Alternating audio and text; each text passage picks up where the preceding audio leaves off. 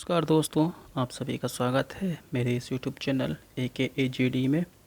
और जैसा ही कि आपको पता है कि हमारी जो मुहिम है, उस मुहिम के अंतर्गत हम नए नए वीडियोस लेकर आते हैं और हर एक वीडियो में हर एक नए कंटेंट के साथ हम आपको प्रेजेंट करते हैं। तो उसी के दौरान हमारे इस वीडियो में, आज के इस वीडियो में हमारा जो कंटेंट होगा वो जनसंख्या 2011 के बारे में होगा, क्योंकि आपको पता है कि जनसंख्या हर 10 साल में फिर से गिनी जाती है और 2011 के बाद अब 2021 में इसकी जनगणना फिर से होने वाली है। ठीक है, तो और साथ साथ में आपको ये भी याद रहना चाहिए कि हम जो विश्व जनसंख्या दिवस मनाते हैं वो 11 जुलाई को मनाते हैं, जिसे हाल ही में जल्दी हम लोग मनाए हैं 11 जुलाई को। तो आइए स्टार्ट करते हैं इस वीडियो को। ठीक है, और पहले स्टार्ट करते हैं हम लोग कुछ महत्वपूर्ण बिंदु के बारे में जो कि परीक्षा के पॉइंट से बहुत उपयोगी है। ठीक है, तो आइए स्टार्ट करते हैं। पहला है कि भारत का जो क्षेत्रफल है पूरी दुनिया के क्षेत्रफल का 2.4% है, ये आपको याद रखना है, 2.4%। ठीक है, इट इज़ इम्पॉर्टेंट ये फीसदी। ठीक है, तो भारत का जो क्षेत्रफल है वो पूरी दुनिया का 2.4% है।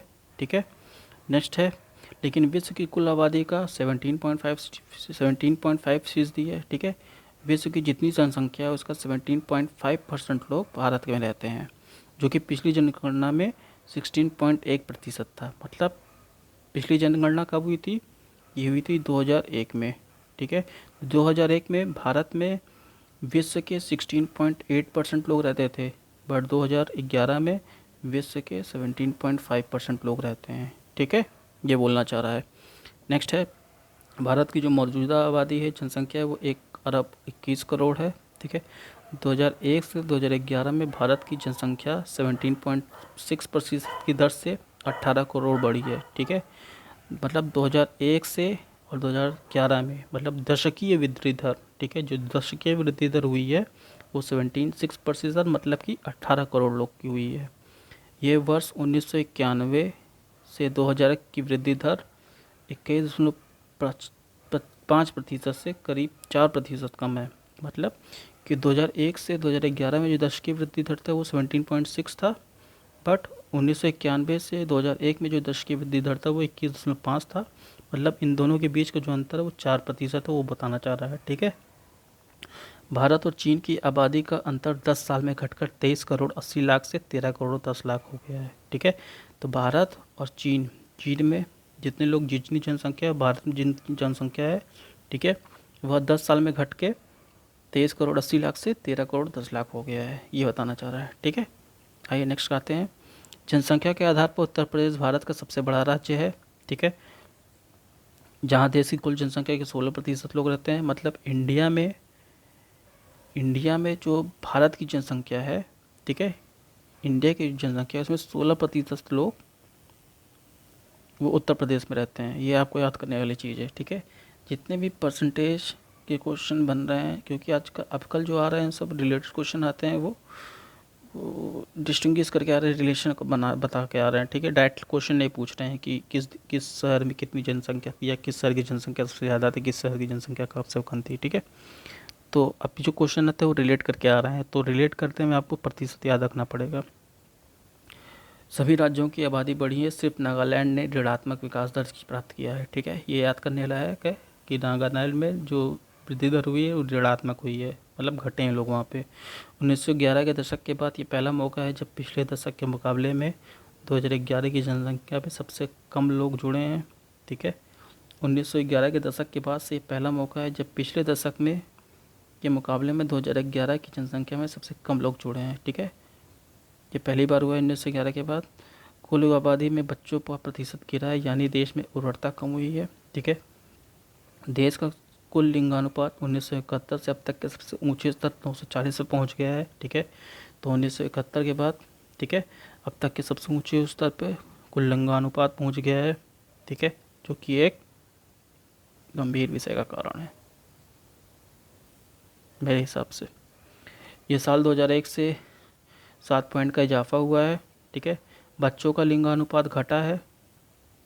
ठीक है, बच्चों का लिंगानुपात घटा है। यह स्वतंत्र भारत के सबसे निचले स्तर पे है।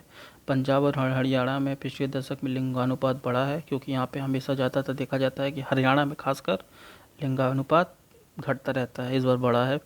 लेकिन ये अभी भी पूरे देश से सबसे कम है। हरियाणा के झज्जर जिले में 774 है लिंगानुपात। ठीक है। भारत में साक्षरता दर की 10% बढ़कर 74% हो गई है। मतलब कि भारत की जो पहली साक्षरता दर 2001 में थी वो 64% थी, जो कि 2011 में बढ़ के 74% हो गई है। ठीक है। पिछले 10 सालों में पुरुषों के मुकाबले करीब 24 लाख महिलाएं ज़्यादा साक्षर हुई हैं। मतलब हमेशा हम जब भी देखते आते थे 2001 का 2011 का किसी का भी देखते थे तो उसमें पुरुष ज़्यादा पढ़े लिखे दिखते थे, महिलाएं कम दिखती थी। बट इस बार हुआ है कि पुरुषों के मुकाबले करीब 24 लाख महिलाएं ज़्यादा साक्षर हुई हैं। ये अच्छी बात होती है, हो रही है हमारे समाज के लिए, जिसकी बहुत ज़्यादा ज़रूरत है इस समय। तो आइए स्टार्ट करते हैं। विभिन्न आधारों के हिसाब से किस कहाँ पे सबसे ज़्यादा अधिकतम लोग पाए गए हैं, मतलब आधार जिसके होंगे जहाँ पे जैसे जनसंख्या है तो जनसंख्या अधिकतम उत्तर प्रदेश में पाई गई है 2011 के जनगणना के हिसाब से। ठीक है। और सबसे कम सिक्किम में पाई गई है। वैसे ही जनसंख्या वृद्धि दर मेघालय में सबसे अधिक पाई गई है और नागालैंड में सबसे कम पाई गई है। ठीक है। ये आपको टेबल फॉर्म में याद करेंगे तब याद हो पाएगा। जनसंख्या घनत्व बिहार में सबसे ज़्यादा है। ठीक है। मेरे ख्याल से 384 वर्ग सेंटीमीटर से कुछ है, 384 है, हाँ 384 है। और सबसे कम अरुणाचल प्रदेश में पाई गई है। लिंगानुपात सबसे ज़्यादा अधिकतम केरल में, सबसे कम हरियाणा में पाई गई है। साक्षरता केरल में सबसे ज़्यादा और बिहार में सबसे न्यूनतम। ठीक है। पुरुष साक्षरता सबसे ज़्यादा केरल में, उसके बाद बिहार में सबसे कम पाई गई है। ठीक है। महिला साक्षरता सबसे ज़्यादा केरल में, सबसे कम राजस्थान में पाई गई है। तो याद करने ये इजी हो गया याद करना, लिंगानुपात केरल हरियाणा। ठीक है। और साक्षरता भी हो केरल और ये है ही। ठीक है। केरल बिहार है ही, साक्षरता भी और पुरुष साक्षरता भी यही होगा। बस महिला साक्षरता में सबसे ज़्यादा केरल में हुआ है और यहाँ पे राजस्थान हो गया है। ठीक है।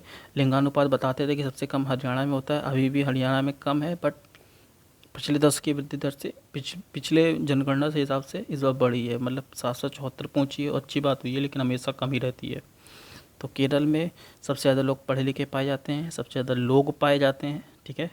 ये भी कहा जा सकता है। ठीक है। तो इस वीडियो में इतना ही रखते हैं।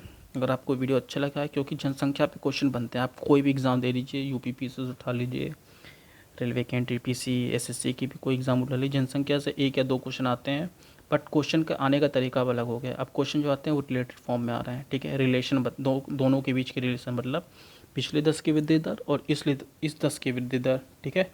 या पिछली जनसंख्या के जो क्वेश्चन थे और इस जनसंख्या के जो क्वेश्चन है 2011 का 2001 से कंपैरिजन करा के क्वेश्चन पूछा जा रहा है कि उसमें इतना प्रतिशत था, उसमें इतनी जनसंख्या थी, उस समय 2011 में इतनी जनसंख्या थी, 2001 में इतनी जनसंख्या थी, बताइए कितना प्रतिशत बढ़ा है, कितना प्रतिशत कम हुआ है। इस प्रकार के क्वेश्चन आ रहे हैं, लेकिन आपको ये भी याद रखना ज़रूरी है। ठीक है। इससे भी क्वेश्चन आते हैं छोटे छोटे एग्ज़ाम में। ठीक है। क्वेश्चन आते हैं, बट ज़्यादा जो क्वेश्चन आ रहे हैं वो रिलेशन के फॉर्म में आ रहे हैं। तो अगर आपको वीडियो अच्छा लगा है तो वीडियो को लाइक कीजिएगा, तो दूसरा शेयर कीजिएगा, और नेक्स्ट वीडियो में नेक्स्ट कंटेंट के साथ फिर मुलाकात होगी। तब तक के लिए bye bye and good night.